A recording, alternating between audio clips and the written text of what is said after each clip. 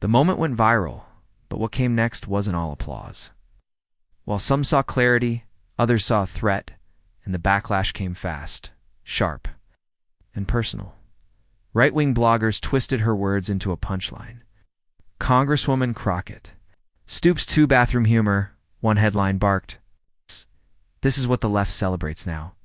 Insults over insight. Another, WHINED.Fox Nation ran an entire panel. Is Crockett sinking to Trump's level? But here's the twist. She never yelled, never cursed. She just told the truth and made it sting. The people who knew her weren't surprised. Like Prairie View A&M, she was famous for shutting down egos with one sentence. She once told a guy during a campus town hall, "You can't throw shade when you live in the dark." That moment stuck with people. Because Jasmine Crockett had always had one gift, timing, knowing where to strike. Now her team was overwhelmed. Phones ringing nonstop. Her communications director, Zola Merriman, was living on espresso and adrenaline.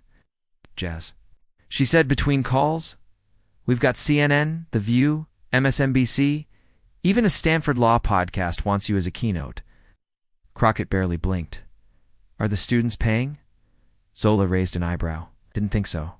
But then Zola paused, tone shifting. "Seriously? This could be huge. People are paying attention.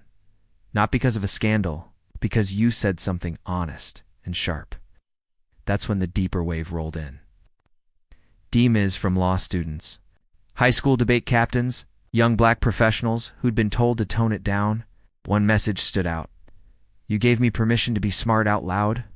It hit Jasmine different. This wasn't just about the comeback. It was what it represented. That intelligence, especially in a black woman, could be powerful. Defended and unapologetically loud by the weekend, they had to bring in extra help to manage the press. But Jasmine, she didn't chase the moment. She didn't craft new sound bites. She let it breathe. Because she knew power doesn't echo through empty space. It always hits something on the way back, and the next wave wasn't praise, it was pressure. 3 days after the segment aired, Jasmine walked through the side entrance of her district office in Arlington, Texas. Housing meetings. Budget calls activists to meet. It's just a regular day until Zola met her at her desk. "You didn't see the Post headline, did you?" "Nope," Jasmine said. "You gonna read it like bedtime poetry?" Zola sighed. Crockett's clap back. Clever or calculated? And that wasn't even the worst. The Dallas Tribune called her too slick for sincerity. Another editorial claimed she was hiding behind race and gender. Jasmine stared at her phone. "I said one sentence," she whispered. And now I'm either a comedian or a manipulator." Zola didn't answer. She didn't have to. They both knew the game. The rules bent for women like Jasmine and broke completely when they fought. Back with confidence. Inside her office, the silence felt heavier. Not the kind you sleep off. The kind that builds with every misquote. Every smirk disguised as a question. Jasmine picked up a manila folder. MIDI notes. Annotated, detailed. Exact. That's what she was known for. But none of it mattered. The narrative had slipped from her hands. Across town, her mother Lorraine sat with her iPad, watching the segment on repeat, proud and worried. Lorraine wasn't one to scare easy. She raised Jasmine alone after her husband passed. When Jasmine was just 9, she could stretch $10 into a feast and make you feel like royalty while doing it. But now, seeing her daughter become a national target, she called, "Baby, I just want to make sure you're okay." Jasmine sighed. "I'm good, Ma. Just tired of dancing around nonsense." Lorraine paused. "It's not nonsense to them, Jazzy. Some folks want to see you rattle." "Don't give them that." "I'm not rattled.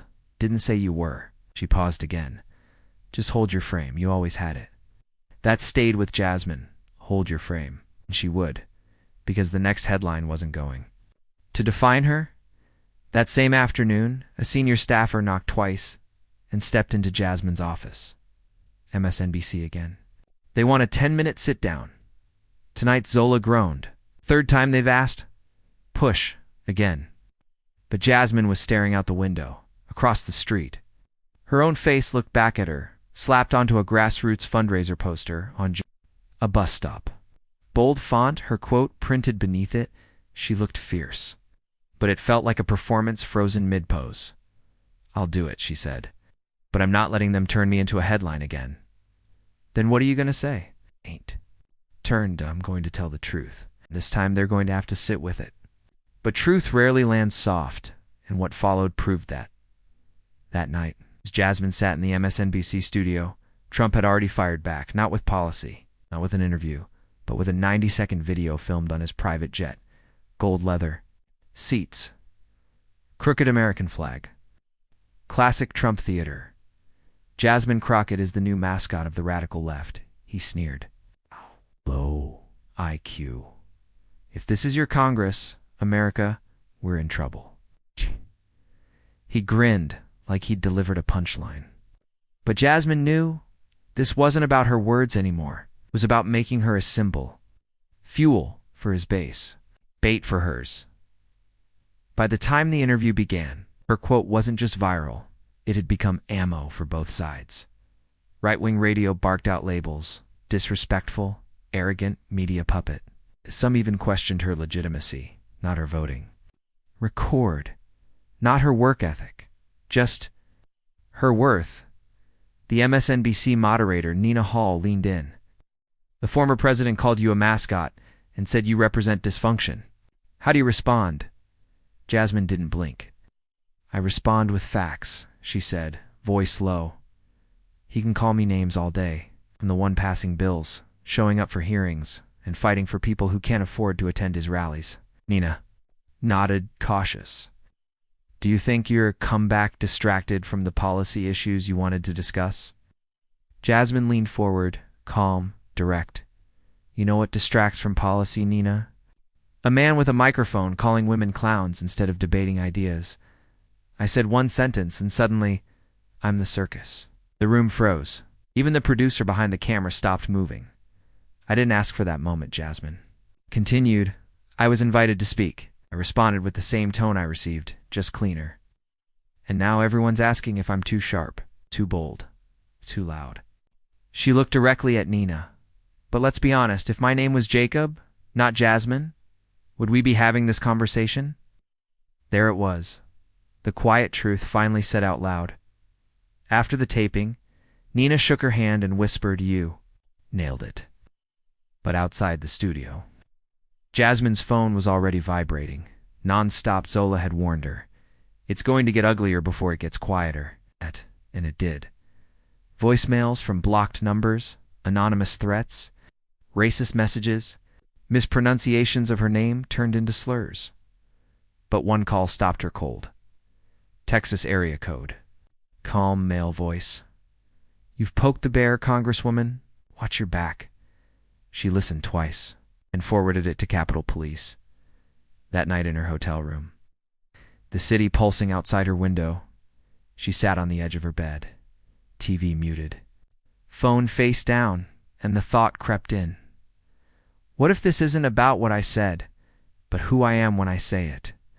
But before that doubt could settle in, another call came. This time unexpected. The name on her screen made her blink. Franklin Garrison, 67 years old, Republican, Navy vet. Longtime Montana congressman, they weren't friends. He once called her a spark plug with too much voltage. She answered, "Congressman Garrison? Jasmine, just wanted to say, you handled yourself well." She raised an eyebrow. "That's so? I don't like name-calling. From either side, but what you said, truth needed saying. You said it better than most." She paused, unexpected. He chuckled. "I'm full of surprises. Don't let the noise wear you down. You're more than a moment. Don't forget." That, the call ended, but his words stuck. Not because she needed validation, but because he'd seen her. Beyond the headlines, beyond the fury, and that meant something. The calm didn't last. When Jasmine landed back in Arlington the next morning, reality came crashing in. Her district office had received 2 packages. The first, ridiculous, a cardboard box filled with glitter, fake poop, and a typed note that read, Welcome to the circus you created, but the second one, serious. A thick manila envelope, no return address. Sloppy handwriting. Inside was a single piece of paper, plain font. No signature. No fingerprints. Next time, keep your mouth shut. Capitol Police were called. The building was evacuated. Staff were sent home. Jasmine sat in her office alone, watching officers sort mail with gloves and masks like they were defusing bombs. Zola entered quietly. Bottled water in hand, lips pressed tight. You good? Jasmine asked. Zola didn't answer right away. Then she sat down. They called my mom, she said. Jasmine turned.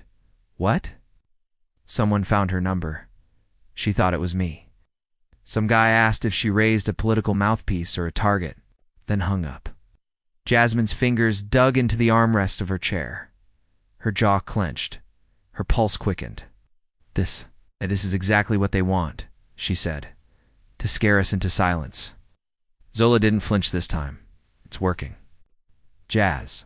She looked tired, not just physically, soul tired. 2 interns quit. Volunteers pulled out of this weekend's voter drive. And I'm exhausted. We all are. For the first time, Zola's armor cracked, and Jasmine saw it. The fear, the pressure, the weight of standing too tall for too long. That night, Jasmine didn't go home. She drove across town to her mother's house, didn't call, didn't text, just showed up. Lorraine opened the door in slippers and a robe. You eat today? She asked. Jasmine tried to laugh. You always open with food? Food makes you strong, Lorraine replied. Words wear off. Carbs stick. In the kitchen, they sat over bowls of hot gumbo. The steam fogged up Jasmine's glasses in the background. Pundit was shouting on TV, calling her reckless, dangerous, too emotional. Lorraine grabbed the remote and muted him, mid-sentence. You okay, Jazzy? Why? Jasmine stirred her bowl, watching. The okra sink like thoughts too heavy to rise. I'm not scared, she said. I'm just tired. Tired of having to fight twice as hard to be seen as half as competent. Lorraine reached across the table, took her daughter's hand. You know what your father used to say? Jasmine didn't answer. They only bark when you're close to the truth. That made Jasmine smile. A real one. That man didn't lie much, Lorraine added. Then softer, you didn't say anything wrong. You just said it in a way they couldn't ignore, and that scares them. Silence fell after that, but it wasn't empty. It was the kind of silence that holds love. Steel. History later that night. Back at her own place, Jasmine stood at the bathroom sink, face bare, makeup gone, her reflection raw. Her phone buzzed again. Another comment, another warning, another threat. She didn't check. Instead, she whispered to her reflection, You're more than a moment. She believed it, but belief wasn't enough. Not when the storm outside was circling, waiting for her next move. The next morning, as sunlight broke through her bedroom blinds, Jasmine's phone buzzed. A name flashed across the screen, one she hadn't seen since a tense transportation hearing months ago. Elliot Brandt, congressman from Idaho. Rural, it's old school, unapologetically conservative. Pro-oil, anti-regulation. Former cattle rancher, once joked. Solar panels were vegan propaganda. She almost let it ring out. She wasn't in the mood for another fake neutral lecture or backhanded advice wrapped in Southern charm. But curiosity won, she answered. Congresswoman Crockett said, voice deep and unmistakably calm. Not the call you expected, I'm sure. Jasmine kept her tone cool. I don't usually get calls before coffee from someone who thinks climate change is a hoax, he chuckled. Fair. But I was watching your MSNBC interview. Of course you were, she said dryly. Then he dropped it. I thought it was honest. Brave, too. Jasmine blinked. Elliot Brandt calling her brave. I didn't call to flatter you, he added quickly. I called because I've seen how this game works, and what Trump did. It wasn't politics. That was a line being crossed. Raised an eyebrow. You've also been in D.C. long enough to vote for bills that make it harder for people like me to even cast a ballot. Brandt didn't flinch. I won't argue the past, he said. I'll just say this. You had every right to respond. And you did it with more restraint than I would have. Silence stretched. Then Jasmine asked bluntly, "So why the call? You fishing for a press quote? Trying to ease your conscience?" His answer was just as direct. "Neither.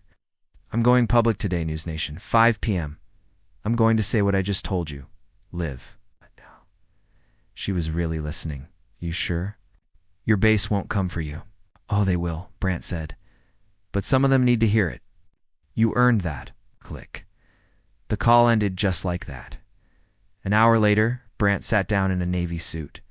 No flag pin, no theatrics, just a camera and a host. The clip of Jasmine's now viral moment played. The host turned to Brant. "Congressman, you've served for 3 decades. What's your reaction to Congresswoman Crockett's remarks?" Brant leaned forward. "I think people forget women in Congress, especially women of color, are held to impossible standards. She was insulted. She responded. And composure. And that scared some people." The host paused. "So you support her response?" Brant didn't hesitate. "I support people standing their ground, even when I don't agree with their politics. Personal attacks aren't politics, they're cowardice." The internet exploded. Right-wing Twitter called him a sellout left-wing. TikTok didn't trust his motives, but they couldn't deny. What he said mattered. A student in Arizona messaged Jasmine. "That Brant interview gave us whiplash. Rewatching it like a plot twist." An organizer in Michigan sent, "This is what change looks like, when even the ones who never cross the aisle finally speak up." Later that afternoon, Zola came rushing in, tablet in hand. "You have to see this." Hit the clips already on CNN. MSNBC Newsweek, they're calling it a bipartisan shocker. Jasmine said nothing. Gratitude doesn't come easy when you've spent your whole career being underestimated, but still. Brant had said it, out loud. It's on camera, with no spin, that counted. That evening, she texted him just 2 words. "Didn't expect." He replied, "Neither did I," as the noise began to quiet. Something else began to rise. The story was no longer just about a viral clapback. It had become a mirror one America couldn't stop staring into. Cable shows pivoted. Commentators dissected every phrase. Hashtags formed on both sides. But the energy had shifted. Jasmine wasn't just a congresswoman anymore. She was a symbol, whether she asked to be or not. By the week's end, the volume hadn't dropped, but the direction had changed. Late Friday. She sat alone in her office again, lights dimmed, blinds half drawn, anew. Package had arrived. This time it wasn't threatening. Inside was a handwritten note on lined notebook paper. "My daughter watched you and said, 'She talks like us, Mom.' That matters. Thank you." No name. "Just a return address, Little Rock, Arkansas." Zola walked in moments later. Tired but smiling. "We just hit a record on our voter drive signups," she said. "Even the interns came back, said they don't want to sit this one out." Jasmine nodded slowly. "You still tired?" she asked. Zola looked her straight in the eye. "Yeah, but now it feels worth it." That weekend, Jasmine returned to her mother's house. This time, she brought gumbo. They sat at the same kitchen table. Steam rising from the bowls again. "You're everywhere right now," Lorraine said, half amused, half proud. "Even your uncle called from Baton Rouge. Token bout that Crockett girl speaking fire." Jasmine smiled. "I didn't mean to start anything," she said. "I just ... answered. Her mother looked at her, long and steady. "Baby, you didn't start a fire. You are the fire." That night, Jasmine stood once again at her bathroom mirror. No makeup, no headlines. It's just her. She whispered it again. Not for the cameras, not for the crowd, but for herself. "You're more than a moment." And this time, she fully believed it. Not because it was easy, but because the silence that used to follow her words, it was gone. Now when she spoke, people listened. And in Washington, that's how change begins.